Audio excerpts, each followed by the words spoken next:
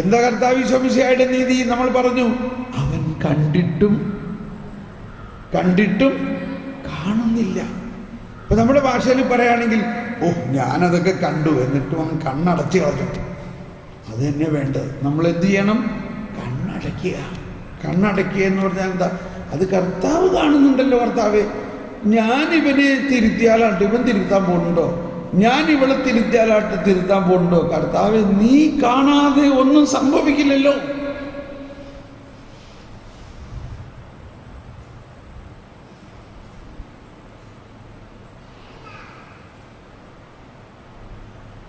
നമ്മളോട് കർത്താവ് ഇങ്ങനെ പറഞ്ഞിട്ടില്ല, നീ പോലീസുകാരൻ്റെ മാതിരി അന്വേഷിച്ച് നടന്ന് ഇവരുടെ എല്ലാം തെറ്റ് കണ്ടുപിടിക്കാൻ പറഞ്ഞിട്ടുണ്ടോ?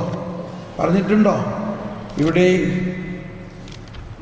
സുവിശേഷ ഭാഗ്യങ്ങളിൽ 7-ാം അധ്യായത്തിൽ പറയുകയാണ്, വിധിക്കപ്പെടാതിരിക്കാൻ നിങ്ങളും വിധിക്കരുത്. നിങ്ങൾ വിധിക്കുന്ന വിധിയാൽ തന്നെ നിങ്ങളും വിധിക്കപ്പെടും എന്ന് പറഞ്ഞ എല്ലാവരും നിങ്ങൾ ഒന്ന് കരമുയർത്തി പറഞ്ഞ്, നിങ്ങൾ വിധിക്കുന്ന വിധിയാൽ തന്നെ നിങ്ങളും വിധിക്കപ്പെടും. സ്നേഹമുള്ളവരെ, നിങ്ങൾ വിധിക്കുന്ന വിധി കൊണ്ട് തന്നെ നിങ്ങളും വിധിക്കപ്പെടും. വിധിക്കുക എന്നത് ഫരിസേയ സ്വഭാവമാണ്. ഈശോ ആരെയും വിധിക്കുന്നില്ല. ആ പാപിനിയായ സ്ത്രീയോട് എന്താ പറഞ്ഞ്? മകളെ, നിന്നെ അവർ വിധിച്ചില്ലേ? ഇല്ല കർത്താവേ, ഞാനും നിന്നെ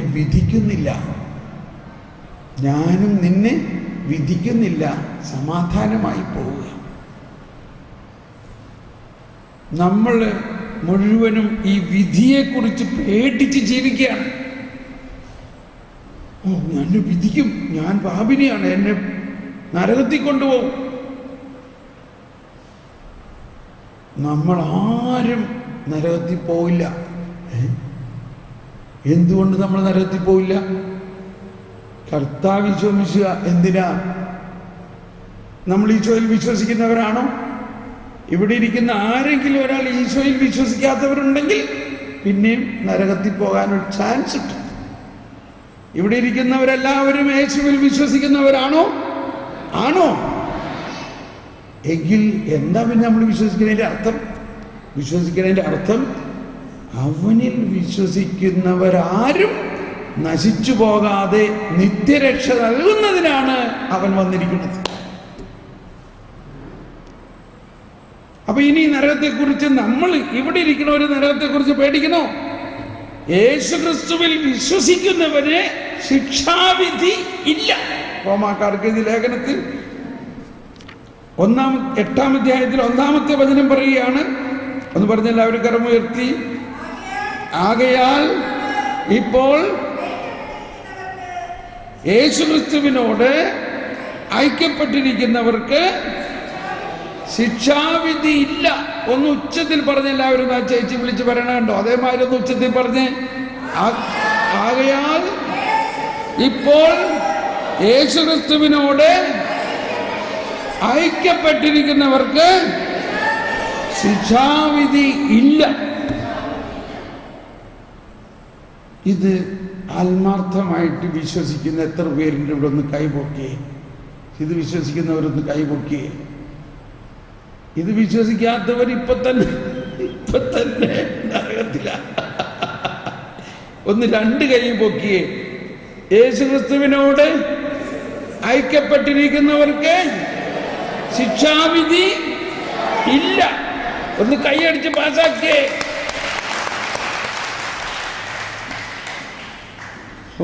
ഒരു സമാധാനം വരേണ്ടെന്നാണ് അല്ലേ? അതാണ് നമ്മുടെ വിശ്വാസം. യേശുക്രിസ്തു നമ്മളെ സ്വർഗത്തിലേക്ക് കൊണ്ടുപോയി കഴിഞ്ഞിരിക്കുന്നു. ഇവിടെ വെച്ച് തന്നെ ആ സ്വർഗീയ അനുഭവമാണ് നമുക്ക് ദൈവം തരുന്നത്.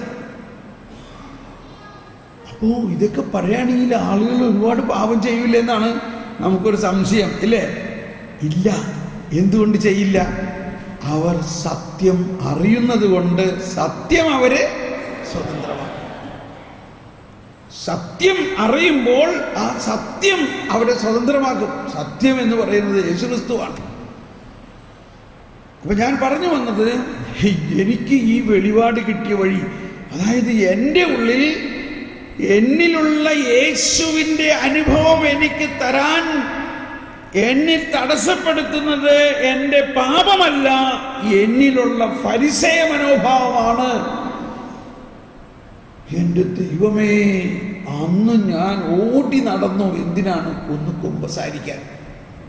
എൻ്റെ പാപത്തെക്കുറിച്ച് ഓർത്തിട്ട് എനിക്ക് അത്രയും കുമ്പസാരിക്കാനുള്ള ഒരു അർജൻസി തോന്നിയില്ല. നാളെ കുമ്പസാരിച്ചാലും മതി എന്ന് വിചാരിക്കും. ഞാനിത് എൻ്റെ ദൈവത്തിൽ നിന്ന് എന്നെ അകറ്റുന്ന ഏറ്റവും പ്രധാന കണിക എന്നിലുള്ള ഫരിസേയനാണ്. ഞാൻ മറ്റുള്ളവരുടെ തെറ്റ് കണ്ടുപിടിക്കണ ഒരു സ്വഭാവം. ഇപ്പോൾ ഒരു ധ്യാനിപ്പിക്കുന്ന ആളുടെ പണി എന്താ? എല്ലാം നിങ്ങൾ ഇത് ചെയ്യണ തെറ്റാണ്, ഇത് ചെയ്യണ തെറ്റാണ്, ഇതൊക്കെ പറയലല്ലേ. അതുകൂടാണ്ട് ഇന്ന വചനപ്രഘോഷകൻ അങ്ങേരി പറയണത് ശരിയല്ല. ഞാനാരാ ഇതൊക്കെ അന്വേഷിക്കാൻ? പക്ഷെ എങ്കിലും എൻ്റെ ഉള്ളിൽ അങ്ങനെ ഒരു സ്വഭാവമാണ്.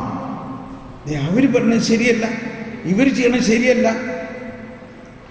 നോക്കിയപ്പോൾ ഒരുപാട് മറ്റുള്ളവരെ കുറ്റം വിധിക്കുകയും അവരുടെ തെറ്റ് കണ്ടുപിടിക്കുകയും, അത് കണ്ടുപിടിക്കുക മാത്രമല്ല, അത് നാലാളോടൊന്ന് പറയാൻ ഉള്ള ഒരാകാംക്ഷ. പറയുമ്പോൾ അങ്ങനെയാണോ, അങ്ങനെയാണ്. അങ്ങനെ ചില സമയത്ത് അവരൊന്ന് അപമാനിതരാകാനുള്ള ഒരാഗ്രഹം നമുക്ക്. ഞാൻ ഈ ഫരിസേയ സ്വഭാവത്തെക്കുറിച്ച് ആദ്യം കുമ്പസാരിച്ചിട്ട് എനിക്ക് തൃപ്തിയായില്ല. കാരണം ആ അച്ഛനൊന്നും മനസ്സിലായില്ല ഞാൻ പറഞ്ഞത്. ക്ഷമിക്കണം. അച്ഛൻ പെട്ടെന്ന് എനിക്ക് പെട്ടെന്ന് എന്നെ ആശീർവദിച്ച് എന്നെ അങ്ങോട്ട്. പക്ഷേ എനിക്കൊരു സന്തോഷമൊക്കെ തോന്നി. പക്ഷെ എനിക്ക് എന്നാലും ഒരു തൃപ്തി വന്നില്ല. കാരണം എൻ്റെ പാപത്തിൻ്റെ ഗ്രാവിറ്റി അച്ഛൻ മനസ്സിലാക്കിയില്ല എന്നുള്ള. ഏതൊരു വലിയ പാപമാണെന്നുള്ളത് അച്ഛൻ മനസ്സിലാക്കിയില്ല. അത് കഴിഞ്ഞ് പിറ്റേ ദിവസം ഞാൻ എൻ്റെ ഒരു സുഹൃത്തായ ഒരു ബൈബിൾ പണ്ഡിതനായ ഒരു അച്ഛൻ്റെ അടുത്ത് ചെന്നു. സുഹൃത്താകുമ്പോൾ അച്ഛനോട് വീണ്ടും വീണ്ടും ശരിക്കും മനസ്സിലാക്കാണ്ടോ. അപ്പം അച്ഛനോട് ഇത് പറഞ്ഞിട്ട് അച്ഛൻ എന്നെ ഇങ്ങനെ നോക്കാൻ തുടങ്ങി. എന്തൊന്നും ഈ പറഞ്ഞു വരണത്? അച്ഛനും വാസ്തവത്തിൽ മനസ്സിലാവണില്ല ഞാൻ ഈ പറഞ്ഞതിൻ്റെ. അപ്പം ഞാൻ പറഞ്ഞു, അച്ഛൻ ഇന്നലെ ഒരാളോട് പോയി കുമ്പസാരിച്ചു, എന്നിട്ട് എനിക്ക് തൃപ്തി വന്നില്ല. അതുകൊണ്ടാണ് ഇപ്പം എൻ്റെ സുഹൃത്തായ അങ്ങയുടെ അടുത്ത് വരുന്നത്. ഇതാണ് ഈശോ പറഞ്ഞിരിക്കുന്ന ദൈവരാജ്യത്തിൽ കയറാനായിട്ട് നമ്മളെ തടസ്സപ്പെടുത്തുന്നത് നമ്മുടെ പാപമല്ല, നമ്മിലുള്ള ഫരിസേയ സ്വഭാവമാണ്. എന്നിട്ട് ഞാൻ പറഞ്ഞു, നിങ്ങളുടെ നീതി ഫരിസേയരുടെയും നിയമജ്ഞരുടെയും നീതിയെ അതിലംഘിക്കുന്നില്ലെങ്കിൽ നീ ദൈവരാജ്യത്തിൽ പ്രവേശിക്കുകയില്ല. അത് ഇവിടെ തന്നെയുള്ളൊരവസ്ഥയാണ്. ഇവിടെ എൻ്റെ ഇപ്പോഴത്തെ അവസ്ഥയിൽ ഞാൻ ദൈവരാജ്യത്തിലാണ്. കാരണം ഞാൻ യേശുക്രിസ്തുവിൽ വിശ്വസിക്കുന്നു, യേശുവിൻ്റെ ശരീരവും ഭക്ഷണവും സ്വീകരിക്കുന്നു, ഞാൻ ദൈവരാജ്യത്തിലാണ്. പക്ഷെ അതേ സമയത്ത് എൻ്റെ അകത്ത് ദൈവരാജ്യത്തിന് എതിരായ ഒരു ബോംബും പിടിച്ചുകൊണ്ടാണ് ഞാൻ നടക്കണേ. അതുകൊണ്ട് എന്ത് സംഭവിക്കുന്നു? എൻ്റെ അകത്ത് തന്നെ ഒരു കോൺഫ്ലിക്റ്റ്. ദൈവരാജ്യം എൻ്റെ അകത്തുണ്ടെങ്കിലും അതിൻ്റെ എതിർ രാജ്യവും എൻ്റെ അകത്തുണ്ട്. അപ്പോൾ ഈ അച്ഛൻ മനസ്സിലായി, അച്ഛനോട് ഇത് വലിയൊരു കണ്ടുപിടുത്തമാണല്ലോ. എന്നിട്ട് അച്ഛൻ പറയാണേ, ഇതിപ്പോ ഞാനും ഒന്ന് കുമ്പസാരിക്കണമല്ലോ. ഇത് വലിയ കണ്ടുപിടുത്തമാണ്. നമ്മൾ നാളെ മറ്റന്നാളെ കുമ്പസാരിക്കുമ്പോൾ ഇപ്പോഴേ മുതൽ ഒരുങ്ങേണ്ടത് ഇതാണ്. പാപം സാധാരണ കുമ്പസാരിക്കാറുള്ള മാതിരി കുമ്പസാരിക്കാം. പക്ഷെ ഈ കുമ്പസാരം നമ്മളിലുള്ള ഫരിസേയ മനോഭാവം എന്താണ്?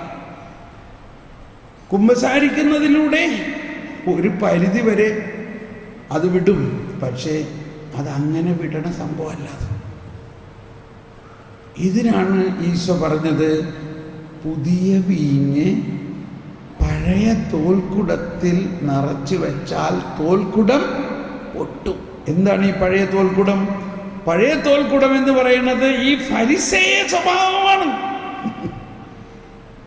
ഇത് സ്ത്രീകൾക്ക് എളുപ്പം മനസ്സിലാകില്ല, അതുകൊണ്ട് സ്ത്രീകളോട് വേറെ രൂപമായാണ് പറഞ്ഞത്. പുതിയ സാരി വാങ്ങിച്ചാൽ അതിൽ നിന്നൊരു കഷ്ണം മുറിച്ചെടുത്ത് പഴയതിൽ ഏച്ച് കെട്ടാറുണ്ടോ? ഇല്ല. അതാ ഈശോ പറഞ്ഞത്. പുതിയ വസ്ത്രം കിട്ടിയാൽ എന്തു ചെയ്യണം? ജയ് ബോലോ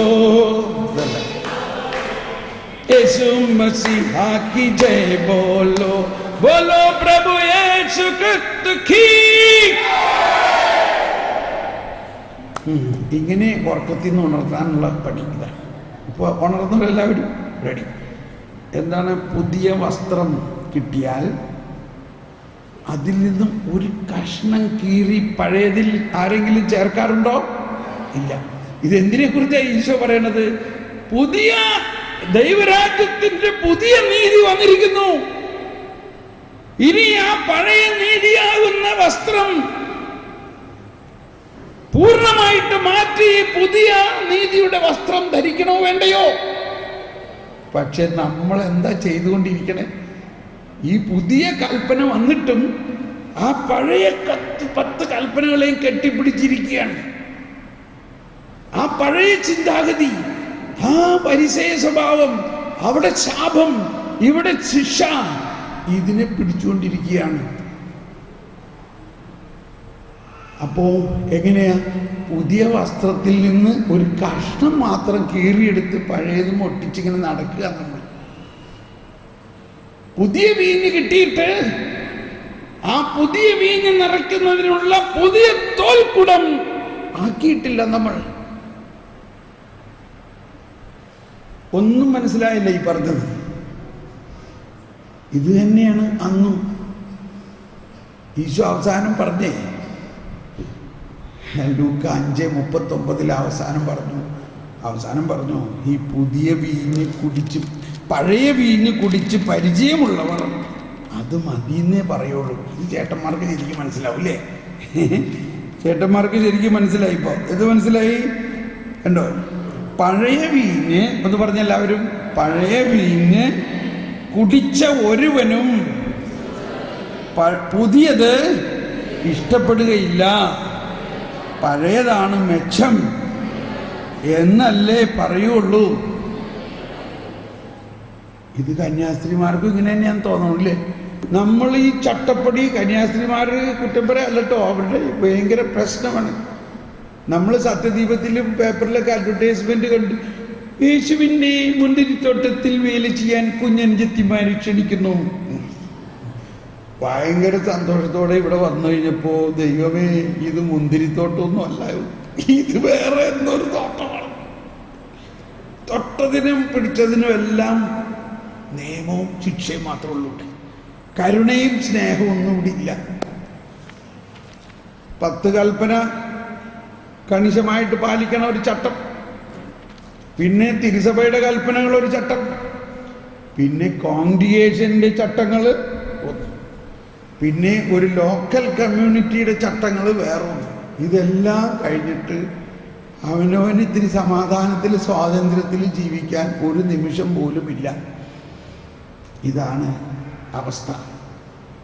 ക്ഷമിക്കണോട്ടോ. അങ്ങനെ അതിൻ്റെ ഉള്ളിൽ എങ്ങനെ നമുക്കൊരു സ്വാതന്ത്ര്യം കിട്ടും? എളുപ്പവിദ്യ, യേശുക്രിസ്തുവിനെ മുറുക്കെ പിടിക്കുക. പുതിയ വീഞ്ഞ് വന്നിരിക്കുന്നു, പഴയതിനെ വിടണം. ഈ പാമ്പിൻ്റെ പടം പൊഴിയുന്നത് കണ്ടിട്ടുണ്ടോ? ഇല്ലെങ്കിൽ കേട്ടിട്ടുണ്ടല്ലോ. എപ്പോഴാണ് പാമ്പിൻ്റെ പടം പൊഴിയുന്നത്? പുതിയ പടം വന്നു കഴിയുമ്പോൾ. എന്ന മാതിരി യേശുക്രിസ്തുവിലൂടെയുള്ള പുതിയ നിയമവും ആ പുതിയ നിയമത്തിനനുസരിച്ചുള്ള കരുണാർദ്രമായ ഒരു മനോഭാവവും വന്നു കഴിഞ്ഞിരിക്കുന്നു. അതിനെ സ്വീകരിക്കുമ്പോൾ പഴയത് താനേ പോകും. അതാണ് പൗലോസ് പറഞ്ഞത്, പൂർണ്ണമായവ ഉദിക്കുമ്പോൾ അപൂർണമായവ അസ്തമിക്കുന്നു. എന്ന് പറഞ്ഞ എല്ലാവരും, പൂർണ്ണമായവ ഉദിക്കുമ്പോൾ അപൂർണമായവ അസ്തമിക്കുന്നു. അതുകൊണ്ട് അപൂർണമായവ പോകുന്നതിനെ കുറിച്ച് നമ്മൾ വിഷമിക്കേണ്ട. പൂർണ്ണമായവയെ ഉൾക്കൊള്ളുക. പൂർണ്ണമായവ ഉൾക്കൊള്ളുമ്പോൾ യേശുവിൻ്റെ കരുണാർദ്രമായ സ്നേഹവും യേശുവിൻ്റെ സ്നേഹത്തിൻ്റെ ഉടമ്പടിയും യേശുവിൽ വിശ്വസിക്കുകയും ചെയ്യുമ്പോൾ, യേശുവിൻ്റെ മനോഭാവം നമ്മൾ ഉൾക്കൊള്ളുമ്പോൾ, കണ്ടിട്ടും കാണാതെയും ആരെയും അവഹേളിക്കാതെയും ആരുടെയും കുറ്റങ്ങൾ നോക്കി നോക്കി നടക്കാതെയും ഇരിക്കുകയാണെങ്കിൽ ഉടനെ നമ്മളിലെ പഴയത് മാറും. നമുക്കൊന്ന് കണ്ണടച്ച് പ്രാർത്ഥിക്കാം. ദൈവമേ, ഞങ്ങളിലുള്ള ഈ ഫരിസേയ മനോഭാവത്തെ അകറ്റണമേ. ഒന്നെല്ലാവരും ഏറ്റുപറഞ്ഞ്, എന്നിൽ വസിക്കുന്ന പരിശുദ്ധാത്മാവേ, എന്നിൽ വസിക്കുന്ന യേശുവേ, എന്നിലുള്ള ഫരിസേയ മനോഭാവത്തെ അകറ്റണമേ. എന്നിലുള്ള അവഹേളിക്കുന്ന മനോഭാവത്തെ അകറ്റണമേ. മറ്റുള്ളവരുടെ കുറ്റങ്ങൾ കണ്ടുപിടിക്കാനുള്ള ആ വ്യഗ്രതയെ അകറ്റണമേ. മൗനമായി, ഞാൻ കണ്ടിട്ടും കാണാതെയും കേട്ടിട്ടും കേൾക്കാതെയും യേശുവിൻ്റെ മനോഭാവം സ്വീകരിക്കുന്നതിന് എന്നെ എളിമപ്പെടുത്തണമേ. Praise the Lord. ഇപ്പോൾ